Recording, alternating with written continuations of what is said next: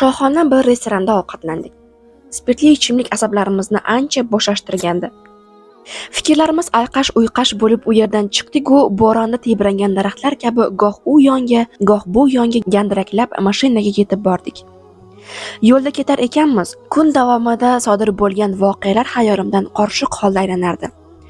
Politsiya xodimlari qachon uyimizga keldi? So'roq savol qanday kechdi? Qachon sudya qarshisiga chiqdim? Qay payt qamoqxonaga yo'l oldim? Kim kafolat pulini to'ladi? Hammasi chalkashib ketdi. Uyimiz oldiga kelgach, mashinadan tushdim. Bazo'r oyoqda turardim. Yarim kechadan o'tganiga qaramay, chirog'imiz haliyam yoniq edi. Zinadan asta ko'tarilib qo'ng'iroqni bosdim. Onam ko'zlariga ishonmaganday sevingancha bo'ynimga osildi. Og'zimdan aroqning qo'lansa hidi gupillab kelib turgani uchunmi, darhol jiddiylashib, ichkariga indamay kirib ketdi. Boyaqish meni uyda ko'rib turgani uchun ham tuzuk, quruq, xursand bo'la olmagandi. Xonamga kirib yotog'imga cho'zildim. Shu bo'yi qotib qolibman. Uyg'onganimda oftob qiyomdan og'gandi. Quyosh uyni tandirday qizdirgan. Xonam ham isib ketgandi. Onam nonushtamni olib kelib stol ustiga qo'ydi. Ko'zlarimni ishqalab, "Xayrli tong" dedim. Onam parvo ham qilmadi. Stulga o'tib nonushta qildim. Boshim tars yorilgudek bo'lib og'riq zaptiga olayotgan bir paytda xayolimga birdan kafolat puli kelib qoldi. Ichkariga qarab baqirdim. "Ona!" Onam eshitmadi yoki o'zini eshitmaganga oldi chog'i. Bir necha marta chaqirganimdan keyingina keldi. Xafalik yuz ko'zlaridan shundoq sezilib turardi. "Gapir, Allohning balosi, gapir, nima deysan? Haligi kafolat pulimni kim to'ladi, xabaringiz yo'qmi? Seni qattiq yaxshi ko'rishgani uchun qo'shnilarimiz xayriya tashkil qilishdi. So'ng to'plangan pulni berib seni ozod qilishdi. Dahansiz mahallamizning fayzi bo'larmidi axir deyishdi." Onam men bilan hazillashayotgandi. Kinoyali gaplaridan so'ng haqiqatni yuzimga tarsaki qilib soldi. "Sen yomon ko'radigan anavi otang, senga biror marta ham mehr ko'rsatmagan otang, jinniklaringni bemalol davom ettir deya 15 ming lira qarz olishga majbur bo'ldi. Begonalarning qiziga tegajog'lik qil, mashinasini dabdalasini chiqar deya. Ro'zg'orda kamchilik tiqilib yotganiga, bo'ynigacha qarzga botganiga qaramay, garchi to'lay olmasligini bilsa-da kafolat uchun pul topdi." O'ylanib qoldim. Ichimdagi bir ovoz, "Nima bo'pti shunga? Axir o'z otang-ku. Hamma otalar ham shunday qiladi. Menimcha bunda ahamiyat beradigan hech narsa yo'q", derdi. Ong ostimda g'imirlayotgan uyat tuyg'usi vijdonimni uyg'otishga harchand urinmasin, nafsim bunga izn bermasdi. Mayli deya nonushtamni bitirib, Sezarga qo'ng'iroq qildim. Juda muhim gapi borligini aytdi. U bilan ko'rishish uchun uydan chiqdim. Ozodlik chindan ham yoqimli edi. Qish bo'lishiga qaramay havo quyoshli. Birgina muammo odamlarning nigohlari.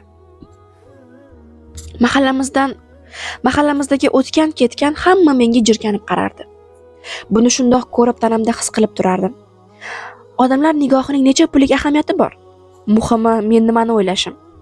Sezar bilan mashinaga o'tirib, shahar tashqarisidagi bir tepalikka chiqdik. Pastda kimdir biz tomonga qarab kelayotgandi. Yosinga o'xshatdi. Kelayotgan Yosinmi? Ha, tinchlikmi qayerdan kelyapti? Xavfsizlikni tekshirgani ketgandi. Qanaqa xavfsizlik, qanaqa tekshirish? Do'stim, namuncha tez unutmasang, anavi qarshidagi villachi? Ha, sen aytgan joy shumi? Ha? Qo'ysangchi. Puxta bir reja tuzib chiqdik. Bu orada Yosin halloslab yonimizga chiqib keldi. Qo'llarini ikki yonga ochgancha hayronligini ifodaladi. "Kamera yo'qda tursin, ko'chasida birorta chiroq ham ko'rmadim." "Ha, demak ishimiz oldingidan ham osonroq kechadi." Mamnun bo'ldi Sezar. Men esa chuqur o'yga tolib qoldim. Chunki bu katta ish, katta tavakkal edi. Shu bois yaxshilab o'ylab olishim kerak edi. Sezar ikkilanayotganimni sezdi. "Menga qara do'stim", dedi u qo'lini yelkamga tashlab. "Men bu ishni juda ham xohlayapman. Yo'qsilligimizga tezroq barham berishimiz kerak. Tushunyapsanmi? Ahvolingga bir qara. 23 yoshdasan, ammo hali ham otangning qo'liga qaraysan. Axir o'z ishimizni boshlash uchun ham pulga ehtiyojimiz bor." Yosin ham uni ma'qullab, qo'li bilan ishora qildi. "Bizga kerakli pul esa ana bu muhtasham villada. Boramiz, olamiz. Tamom va salom." Xayollarim chuvalashib ketgandi. Ikkilanish bilan aytgan har gapimiz yonimga ishlashi mumkin edi. "Do'stlar, xafa bo'lmanglar. Men rostdan ham o'ylab olishim kerak." Sezar bu gal bosiq ohangda davom etdi. "Menga qara og'aynim. Bu boradagi qarorimiz qat'iy. Sen bilan yoki sensiz. Bormaydigan bo'lsang o'zing bilasan. Ammo qo'ldan chiqargan balig'ing juda katta bo'ladi. Shuni bilib qo'y. Ko'nglimdagi istak esa seni bu ishda ko'rish. Yosin qo'limdan tutdi. Bo'lsangchi Dahan, birinchi marta qilmayapmiz-ku bunaqa ishni. Boshim qotib qoldi. Chindan ham yaxshilab o'ylab olishim uchun vaqtga ehtiyojim bor edi. Ertagacha muhlat beringlar. Bir o'ylab ko'ray. Qo'shiladigan bo'lsam yarim kechasi bo'lsa ham qo'ng'iroq qilib aytib qo'yaman. Sezar Yosinga ishora qildi. Mashina bagajida bo'yni uzundan bor, olib kel. O'sha kuni kechgacha dumalab qolguncha ichdik. Sal o'zimizga kelganimizda quyosh botayotgan, tepalikda esa g'ir-g'ir shabada esib turardi. Uyga piyoda qaytishga qaror qilib, pastlikka indim. Daraxtlar qo'ynidagi xiyobonga kirib borganimda ham boshim hanuz karaxt edi. Bir qarorga kelishim kerak. Shu kungacha qilgan ishlarimizning qamrovi tor edi, ammo bu safargisi umuman boshqacha, chunki maqsadimiz katta. O'lja kattalashgan sayin xatar ham ortib boradi. Binoning xavfsizlik tizimi qandayligi esa bizga butkul qorong'i. Qo'lga tushib qolib, qamoqqa ravona bo'lishni istamasdim. Shu bois ham to'g'ri qarorga kelishim shart. So'qmoqdan qaytishda Surayyoning uyiga qarab ketayotganini ko'rib qoldim. Yonida men urgan haligi yigit. Tutaqib ketdim. Ichimdagi shaytonim borginda alamingni undan chiqar deb gijgijlar, ammo bu ishdan zarracha foyda yo'q edi. Zotan isboti shundoqqina qarshimda turardi. Surayyo ham yoyilib kular. Menga umrida hatto biror marta ham jilmayib qaramagan qiz og'zi quloqda ketib borardi. Ha, bu dunyo menga adolat qilmayapti. Uyga kelganimda o'zimni sukunat to'fonida ko'rdim. Ota-onam zalda pichir-pichir qilib tortishishardi. Otam qarzga olgan pulini qanday qaytarish mumkinligini o'zicha rejalashtirar, ammo gap so'zlardan sezdimki, chiqish yo'lini sira topolmayotgandi. So'nggi chora sifatida birgina yo'l qolganini aytdi. Uyni sotuvga qo'yish. Bu eng mantiqli qaror ekanini onamga tushuntirishga tirishardi. Shunday qaltis paytda oilamizga yordamim tegishi kerakligini ich-ichimdan sezib turardim. Shuning uchun Sezarga qo'ng'iroq qilib, villa ishiga rozi ekanimni aytdim. Hozir har qanday xatarli va qaltis ishga ham tayyor edim. Yo chiqish yo'lini topib, bu mushkul vaziyatdan butkul qutulaman, yo tamomila botqoqqa botib, yo'qlikka yuz tutaman. Boshqa chora yo'q. Deraza yoniga borib tashqariga qaradim. Tun zulmati shunchalar quyuq ediki, hech vaqo ko'rinmasdi. Xuddi qismatimdek sim-siyoh kecha. Baxt degan narsa bu eshikdan hali hech qachon ostona hatlab ichkari kirmagandi. Esimni tanibmanki, yo'qlik, xastalik va umidsizlik kabi ko'rgiliklar mo'ridan tushgan ko'rshapalakday yopishib olgandi bu xonadonga. Otam mehrini yuragiga ko'mib yashaydigan, uni aslo yuzaga chiqarmaydiganlar toifasidan edi. Hali biror marta boshimni silaganini eslay olmayman. Shu kungacha har neki istaganimni muhayyo qilishga uringan bo'lsa-da, biroq meni otalik mehridan mosuvo qilgandi. U bilan ota-bola bo'lib biror joyga borganimni ham bilmayman. Odam degan ayoli va farzandini yoniga olib, aylanishlarga olib chiqmaydimi axir? Otalik his qilinsagina otalikdir. Men anglab yetgan haqiqatlardan biri ana shu edi. Ota-onamning bosh keti ko'rinmas, adoqsiz janjallari xotirjamlik va mehrni tashqaridan qidirishimga sabab bo'lgandi. Men hayot haqiqatlarini ko'chadan o'rgangandim. Tashqarida kuchning nomi boshqacha. Ko'cha haqiqatlari esa to'rt devor ichida ko'rinmaydi. Buni o'z boshidan kechirganlargina his qilishi mumkin. Ertasi kuni ertalab uyg'onganimda soat 6 bo'lgandi. Yaqin orada qachon bu qadar barvaqt turganimni eslay olmayman. Kiyimlarimni kiyib ko'chaga otlandim. Tong payti emasmi? Atrofni non isi tutib ketgandi. Novvoyxona ko'chasiga burildim. Bitta issiq non olib, kavshangancha yo'limda davom etdim. Sal naridagi xiyobon o'rindiqlaridan biriga borib o'tirdim. Tishlagan luqmam tomog'imga tiqilib qoldi. Shu payt qayerdandir paydo bo'lgan ko'cha mushugi kelib, qarshimda to'xtadi. U menga xuddi yolvorgandek mo'ltirab turardi. Odatda bunday mushuklarni bir tepib havoga uchirib yuborardim. Ammo negadir bugun bunday qilgim kelmadi. Hatto bir parcha non ham tashladim oldiga. Mushuk kichkinagina og'zi bilan nonni yeyishga tushdi. Men esa uning xatti-harakatlarini jimgina kuzatib o'tirdim. Uni tomosha qilish qalbimga qandaydir huzur bag'ishlardi. Bunday tuyg'uni hayotimda ilk daf'a his qilayotgandim. Zotan, sal avval hayotimda birinchi marta bir jonzotga non bergandim. Jilmaydim. Chunki bu men uchun kutilmagan bir holat edi. Surayyo keladigan yo'lga ko'z tikdim.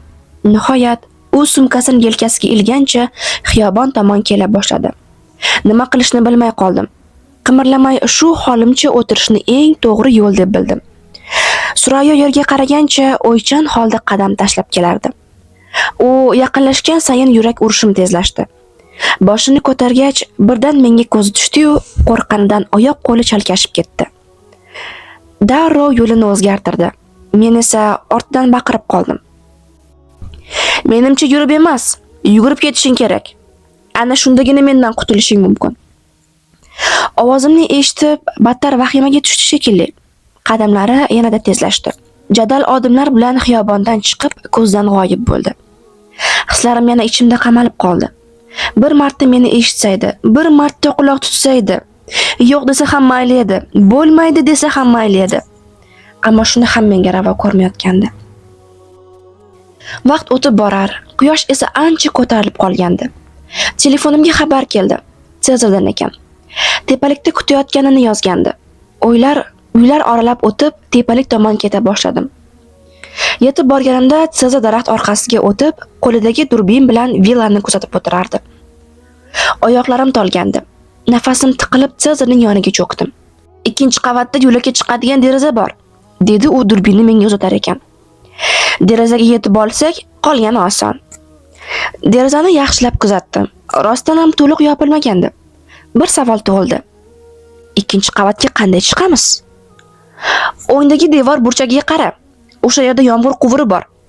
Xo'sh, o'sha quvur orqali chiqamiz. Juda nozikka o'xshayapti. Ko'tara olmasa-chi? Xavotir olma, ko'taradi. Yana bir savol. U ichida kamera bo'lsa-chi? Buni ham aniqladim. Ayni shu villaga elektr toki tortgan bir do'stim bor. Kamera tizimi yo'qligini aytdi. Bundan tashqari elektr tokini ham uzib qo'yamiz-ku. Seningcha uyni tunash mumkinmi? Bo'lmasam-chi do'stim, bu kecha villani ship-shiydom qilamiz. Keyin esa qarabsanki, binoydek boyvachcha bo'lamiz, qolamiz. Nihoyat biz kutgan onlar keldi. Soat tungi 1. Butun borliq uyquga cho'mgandek edi. Tepalik ustida turardik. Boshimizda kaska, yuzimizga esa niqob taqilgan. Hamma narsa tayyor. Villani supurib bo'lgach, tepalikda uchrashishga kelishdik. Sezar men va Yosinga diqqat bilan qaradi. Oltin qoidamizni yana bir bor eslataman. Qo'lga tushib qolsak, birovni tanimaydi. Tushunarlimi? Tushunarli degan ma'noda bosh irg'adik. So'ng shamoldek pastga sho'ng'idik. Eng avvalo uyga tortilgan elektr tokini uzishimiz kerak. Yosin bu masalada ustoz farang edi. U leopardlarga xos abjirlik bilan uy yaqinidagi simyog'ochga chiqdi. Yonidagi qisqich bilan simlarni kesdi. Endi villada elektr toki yo'q. Uyga yaqinlashgach, tevarakka yaxshilab sim solib qaradik. Atrofda hech zoh ko'rinmasdi. Borliq sukunat qo'ynida. Faqatgina qayerdandir boyqushning ovozi eshitilib turardi. Villa bog'i etagiga devorlar birlashgan burchakka keldik. Sezar semizligiga qaramay favqulodda chaqqonlik bilan yuqoriga tirmashib, hovliga sakradi.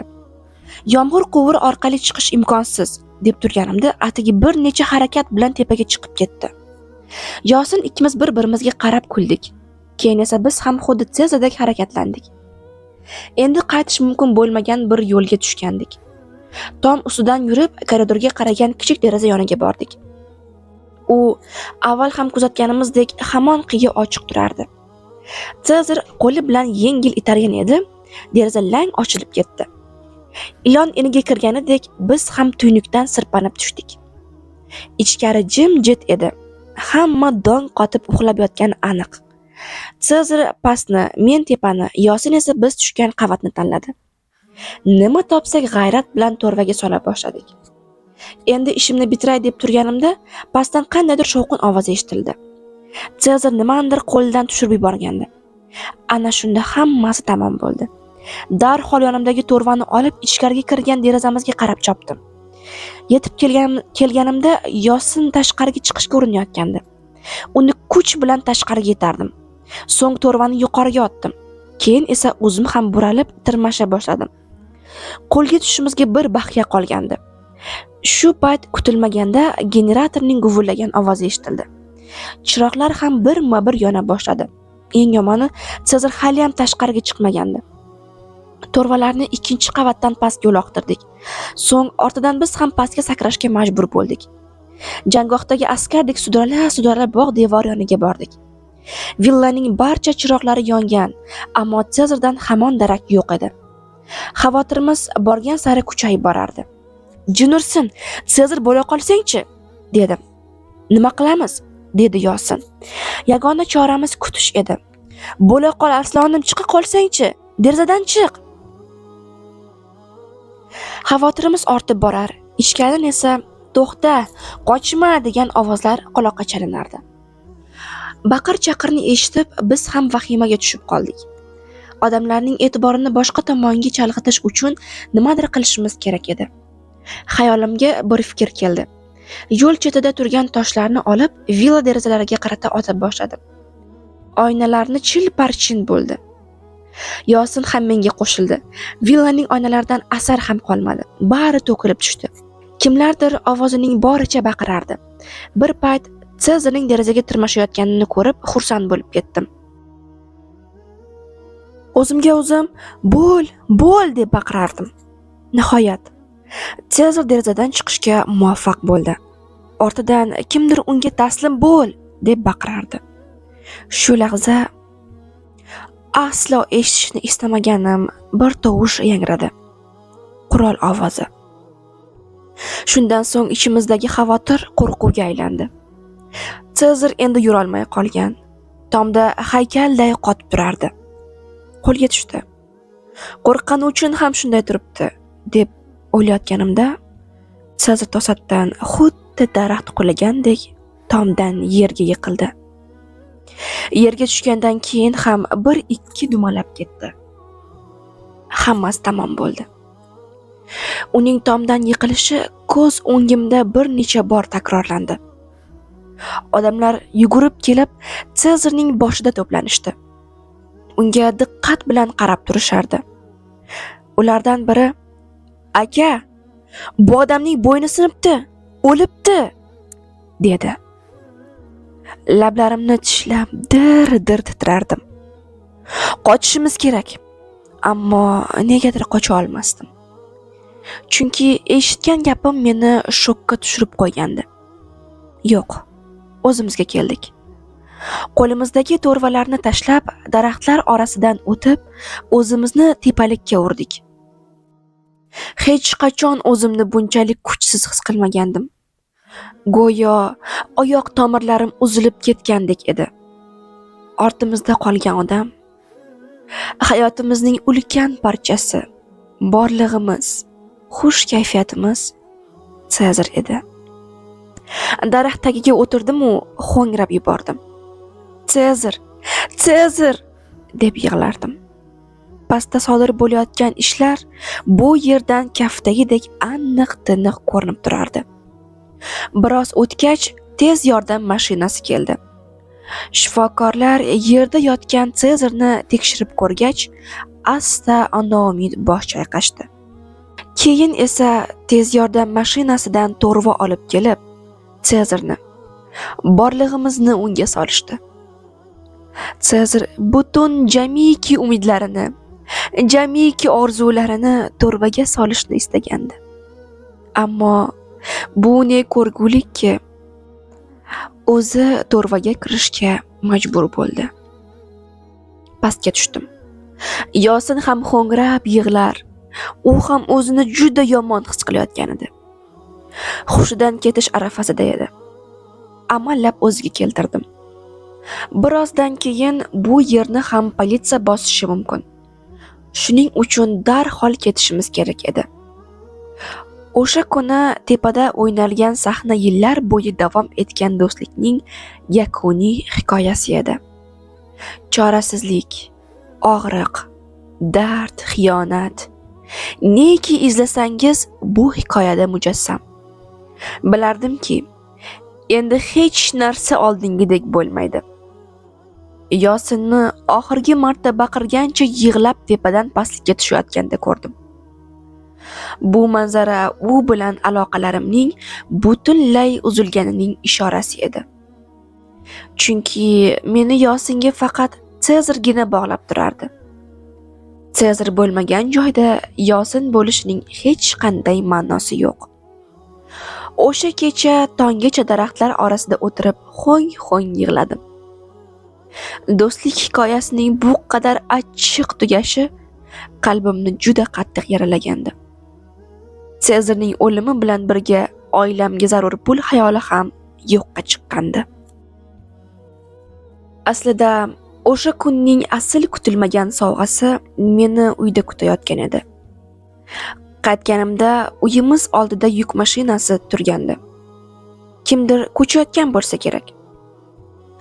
Ichkaridan katta bir qutini ko'targancha chiqib kelayotgan otamni ko'rgach, yuragim shuv etdi. Qanchalar ham yomon kun bo'ldi bugun. Kechagina yaqin do'stim olamidan o'tgani yetmaganidek, bugun qanchadan qancha achchiq, shirin xotiralarimga guvoh bo'lgan uyimdan ham ayrilayotgan edim. Onam yuk mashinasining bir chetiga o'tirib olib, yum yig'layotgan edi. Boyaqish adoyi tamom bo'libdi. Eng yomoni shuki, oilamning bu ahvolga tushishiga men sababchi edim. Agar kimdir osilishi kerak bo'lsa, kimdir jazolanishi kerak bo'lsa, o'sha odam menman. Holbuki, aybsiz ota-onam jabr ko'rayotgan edi. Onamning yoniga bordim.